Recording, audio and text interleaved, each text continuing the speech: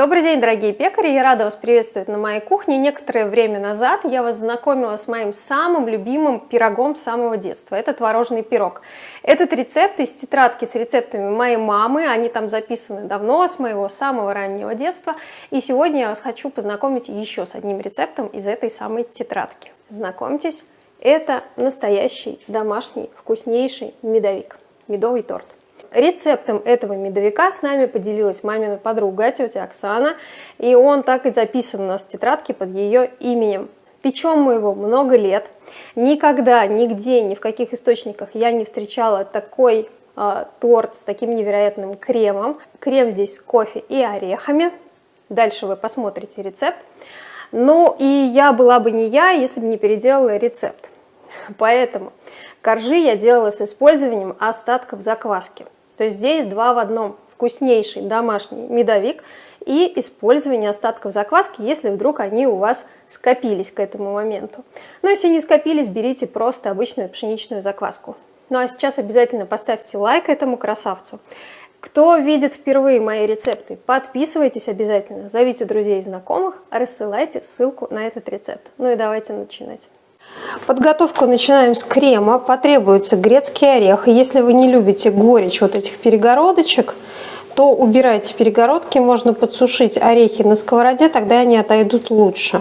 Либо те, которые отшелушиваются, просто уберите. Орех нужно смолоть в кофемолке, либо в кухонном комбайне, либо в ступке до довольно такой мелкой крошки. Я для измельчения возьму ступку. Ступка хороша тем, что здесь не выделится сразу масло, не получится мука, а будут более-менее однородные, одного размера кусочки.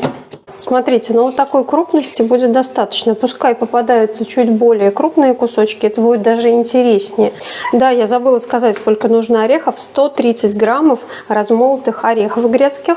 Подогреваем молоко, заливаем горячим молоком, так, чтобы покрыло орехи. Достаточно. Накрываем крышкой, оставляем напариваться. Пока орехи настаиваются, займемся тестом. Как я уже сказала ранее, печь я буду этот торт на остатках закваски. Здесь у меня остатки пшеничной закваски 100% влажности. Если в блинном тортике вы видели активные еще остатки, здесь уже у меня остатки опавшие, осевшие, очень кислые. 300 граммов остатков. Сода, 1 чайная ложка. Всегда задают вопрос, зачем же нужна закваска, если мы кладем соду? Это не закваска, это остатки закваски, которые перекисли, уже не годятся в выпечку. Выбросить нам их жалко, поэтому мы их используем в те рецепты, где есть сода. Перемешиваем остатки закваски с содой. Сейчас погасится кислота остатков и пойдет активная пышная пена. Вот она уже пошла. Видите, какой получается крем. Супер рыхлость пошла. Торт у нас медовый. Поэтому, конечно, кладем мед. 4 столовых ложки, но это будет 2 вот такие с большой горкой. По весу это 180 граммов. Медовый торт обычно очень сладкий. Кроме меда в нем еще и сахар, 150 граммов. Столовая ложка сметаны. Сюда же вбиваем 2 яйца. Половинку чайной ложки соли. Сливочное масло 150 граммов. Надо растопить, но не кипятить. То есть оно должно быть не горячее, когда мы его сюда вливаем. Пока масло чуть-чуть доостывает, перемешаю, постараюсь растворить сахар, размешать яйца. Да, не забыть ванилин. 1,5 грамма ванилина. Промешиваем. Вливаем остывшее масло 150 граммов. 650 граммов пшеничной муки высшего сорта. Беру датский венчик и начинаю вымешивать тесто. Если вдруг вы видите, что тесто у вас остается жидким либо липким, добавьте еще немного муки, потому что мука бывает разной влагоемкости. Можно надеть перчатки, вымесить руками. Так, промесила я тесто. Не забивайте тесто мукой слишком сильно, иначе у вас будут жесткие коржи. Собирайте тесто воедино, в единый объем. Теперь припыляем рабочую поверхность мукой. Припыляем прям хорошо, ответственно, потому что тесто у нас очень липкое. Чтобы оно не пристало к столу, ему нужен хороший подпыл. Тесто формуем в такую объемную колбаску, обваливая в муке. И теперь можно делить на порции на столько частей, сколько вы хотите коржей, в зависимости от размера. Делю пополам. Сейчас, наверное, еще взвешу кусочки, чтобы удостовериться, что они у меня все примерно одинаковые. 1, 2, 3, 4, 5, 6, 7. 7 коржей у меня будет. Включила сейчас духовку на прогрев. Выпекать буду на противне без формы. Слегка раскатываем. Тесто очень нежное. Не тяните его слишком сильно. Не катайте до прозрачности. Прикиньте, какой размер вам нужен, и раскатывайте под этот размер. Сейчас, пока будет печься первый корж, я раскатаю второй. Присыпаю его поверхность мукой, сворачиваю.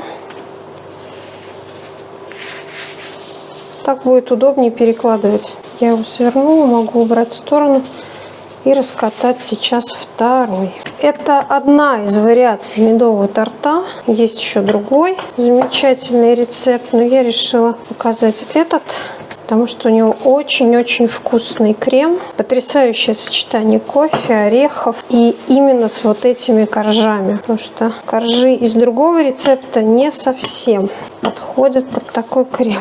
Так, раскатала второй. Духовку поставила разогреваться на 200 градусов. Смотрите температуру, чтобы у вас не было горелых коржей, но и успевали они пропекаться. Все, жду, когда разогреется духовка, и будем начинать выпекать и заодно катать следующие порции коржей. Духовка разогрелась. Берем наш корж, перекладываем, разворачиваем, оп, распределяем и отправляем выпекаться, пока он не станет золотисто-коричневого цвета. Как вы видите, накатала еще коржей, первый уже практически готов. Не передерживайте, не пересушивайте. Вот такой вот румяненький, это готовый корж. Берем лопатку, подцепляем и снимаем его. Следующий корж сейчас поставлю печься. Также точно его раскладываю на месте. Не переживайте, что они не совсем ровные, немножко один больше, другой меньше, мы потом их подрежем. Пока коржи допекаются, я сейчас буду делать заварной крем. Понадобится молоко, сваренный кофе, сахар и еще желтки, либо яйца. У меня есть желтки пастеризованные, остались от выпечки панеттоне, я использую их. И у меня ковш с двойными стенками, он же водяная баня, налила уже воду вовнутрь. Кофе сварен на кофемашине, здесь двойной эспрессо. 80 граммов эспрессо, 120 граммов молока, 50 граммов сахара.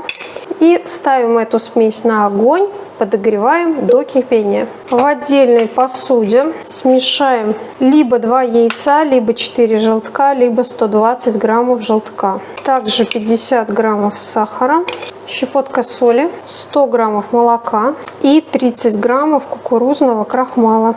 Перемешиваем эту смесь венчиком. Довела смесь кофе, молока и сахара до кипения. Теперь тонкой струйкой вливаем сюда яичную смесь с крахмалом. Перемешиваем. Возвращаем на огонь и далее при постоянном помешивании доводим до загустевания. Постепенно возле стенок крем начинает густеть, поэтому нужно постоянно мешать, чтобы не давать ему завариться комками. Ну вот, крем стал окончательно густым. Все, вы можете оставить его и увидеть, как только он начинает отходить от стенок, значит, он готов. Все, теперь крем нужно остудить, и дальше мы будем его еще взбивать с маслом и добавлять орехи. Так, смотрите, все коржи у меня готовы. Можно было делать их по площади поменьше, чтобы было побольше, повыше, но так уж я поделила. Смотрите, рассчитывайте сами на тот размер блюда для торта, который у вас есть. Берем крышку, у нее острый край, вдавливаем в корж. Корж мягкий. Если у вас по суше получились, тогда обрезаете ножом. Дальше снимаем крышку и убираем излишек. Видите, как легко и просто. Традиционно обрезки мы не выбрасываем. Обрезками будем посыпать торт очень ровно и красиво. И обрезаем так все коржики. Крем заварной у меня остыл. Здесь орехи, запаренные молоком. Выкладываем в заварной крем. Перемешиваем. 200 граммов сливочного масла здесь. Масло постояло при комнатной температуре, размягчилось. Берем заварной крем, пару столовых ложек, можно чуть побольше. Выкладываем в масло и начинаем взбивать. Добавляем ванильный сахар 8 граммов. Еще немного заварного крема с орехами. И продолжаем взбивать, так небольшими порциями добавляя заварной крем, доводим крем до однородного и красивого пышного состояния.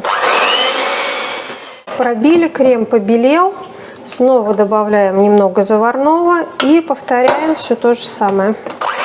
Ну и все, дальше остается только собрать торт. Крем густой, взбитый. Секунду попробуем. Да, это именно тот вкус, который я помню с самого детства. Ореховый, с кофе, очень вкусный. Берем подходящего размера блюдо, либо тарелку, кладем корж и наносим крем. Слои не должны быть слишком тонкими, делайте их заметными, чтобы толщина крема была примерно такой же, как и корж. Так, все, закончила я намазывать торт. Здесь я покрошила коржи, вернее обрезки коржей, которые у нас остались.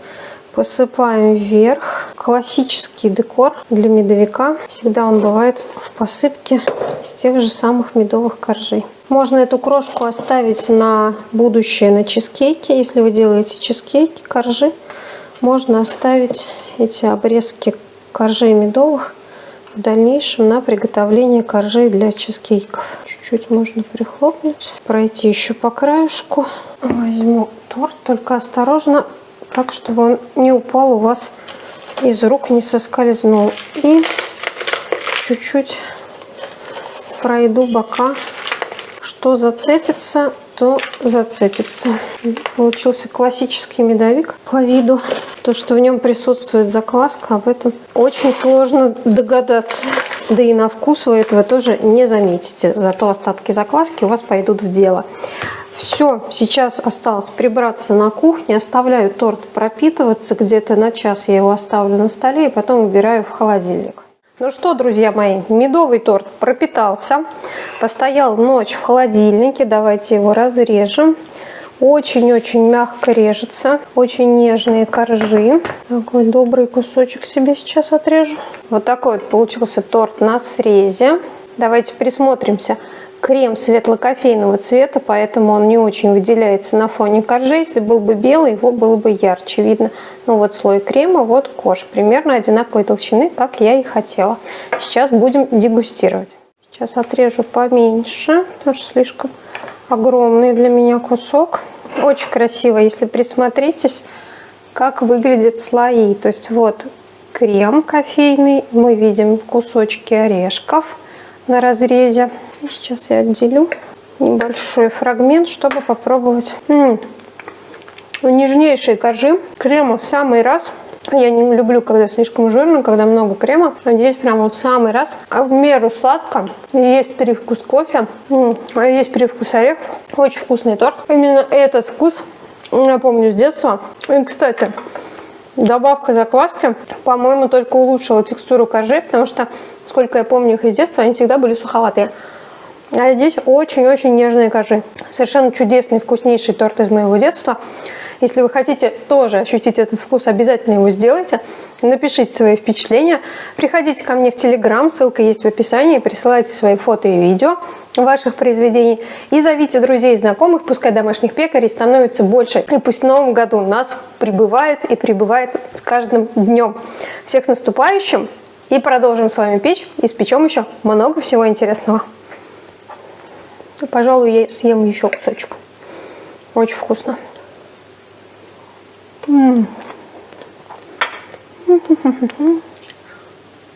Класс.